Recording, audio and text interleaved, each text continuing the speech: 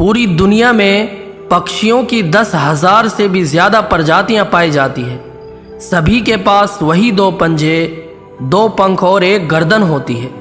लेकिन इन्हीं में से एक ऐसा पक्षी है जिसकी एक अलग ही पहचान है, जो आसमान का सीना चीर के हज़ारों मीटर ऊपर 120 किलोमीटर प्रति घंटे की रफ्तार से उड़ता है, जो खुद से कई गुना अधिक वजन के शिकार को भी अपने पंजों पे दबोचकर उड़ जाता है। और इसीलिए उसे पक्षियों का राजा कहा जाता है, जिसे हम बाज के नाम से जानते हैं। और एक बाज इतना ऊंचा मुकाम हासिल करता है अपनी ट्रेनिंग और अपनी पुनर्जन्म की वजह से। अगर आप भी इस दुनिया में एक मुकाम हासिल करना चाहते हैं तो एक बाज को बाज बनने का पूरा सफ़र आपको जानना बहुत ज़रूरी है, क्योंकि 25 से 30 की उम्र तक आने के बाद भी लोगों को रिस्क लेने से डर लगता है। लेकिन एक बाज की जीवन की शुरुआत ही रिस्क से होती है। जिस उम्र में बाकी पक्षियों के बच्चे सिर्फ चींची करना सीखते हैं, उस उम्र में एक मादा बाज अपने बच्चों को पंजों में दबोचकर हज़ारों मीटर आसमान की ऊंचाई में उड़ जाती है, उसे ये बताने के लिए कि तेरा जन्म आसमान का सीना चीर के सबसे ऊपर उड़ने के लिए हुआ है। तेरा जन्म पक्षियों का बादशाह बनने के लिए हुआ है। ज़मीन से हज़ारों मीटर ऊपर ले जाकर मादा बाज अपने पंजों से उसे छोड़ देती है, और यहीं से शुरू होती है उसकी हाई रिस्क ट्रेनिंग। वो चूज़ा ज़मीन की तरफ तेज़ी से गिरने लगता है।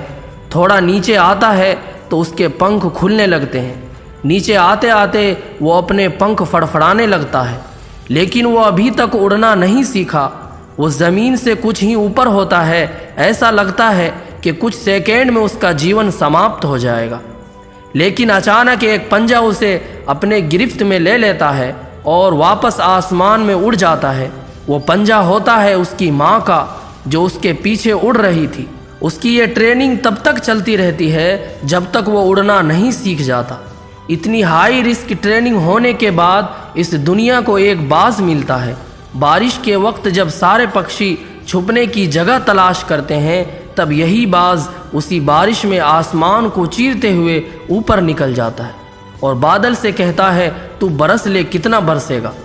एक बाज की उम्र लगभग 70 साल होती है।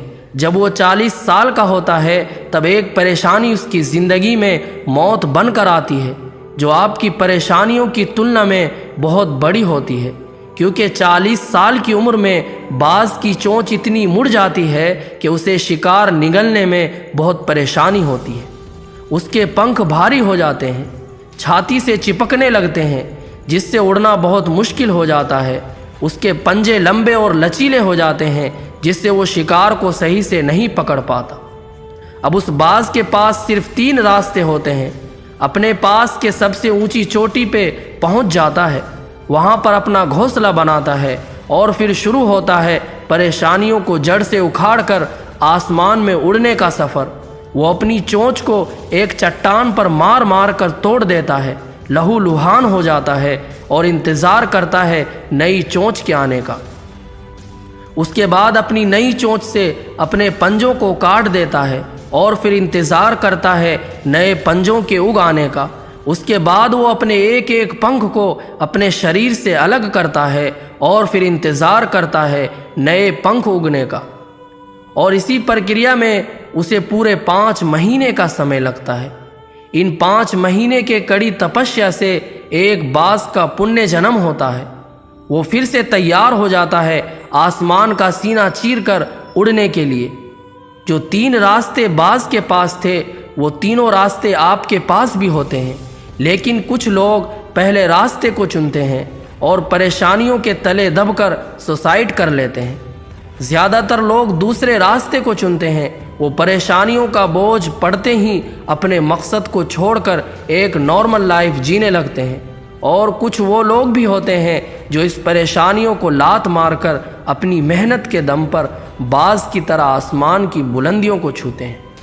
दोस्तों, बाज की ये ट्रेनिंग हमें बहुत बड़ी सीख देती है कि अगर रिस्क लेना पड़े तो लो, क्योंकि अपने फील्ड में अपने आप को इतना ट्रेंड कर लो कि उस फील्ड में आपसे ऊपर उड़ने के बारे में सोचकर लोगों के पसीने छूट जाएं। तभी आप अपने फील्ड के बादशाह कहलाओगे।